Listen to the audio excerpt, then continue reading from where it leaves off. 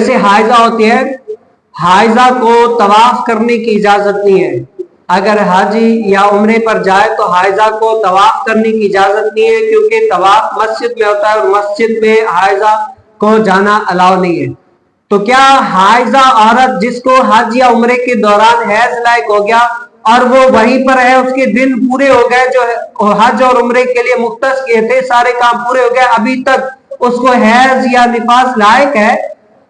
तो अभी तक वो दिन मुख्तस नहीं हुए, पूरे हो गए, वो जाने का है, तवाफ नहीं किया, तो आया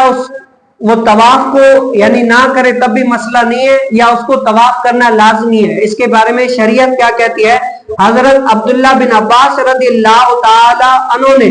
फरमाया कि हाइजा को इजाजत है तवाफ और वदा किए बगैर मक्के से वापस हो सकती है, और हजरत इब्ने उमर रज़ियल्लाहु ताला अन्हु पहले ये कहते थे कि तवाफ और वदा किए बगैर वापस न होगी। यानी हजरत उमर रज़ी अल्लाह ताला अन्हु मुज्तहिद थे और मुज्तहिद को किसी की तकलीद करना जायज नहीं है। वो इसके मुताबिक फतवा देते थे कि नहीं, उसको क्या है, उसको भी लाजमी है कि वो तवाफ करे किसी भी हालत में। लेकिन मुफ्ता भी कौल यही है कि अगर ना किया तब भी मसला नहीं है। आखिर में हजरत सीना उमर को ये हदीस मार्का मिल गई और आप भी फिर उसी के मुताबिक फतवा दिया करते थे कि हाइजा अगर तवाफ वगैरह ना करे हज और उम्रे की हालत में और हैज लायक हो गया और दिन पूरे हो गए, अब घर जाने को है, लेकिन अभी तक हैज की हालत में अगर तवाफ ना करे तब भी मसला नहीं है, उसको शरीयत उससे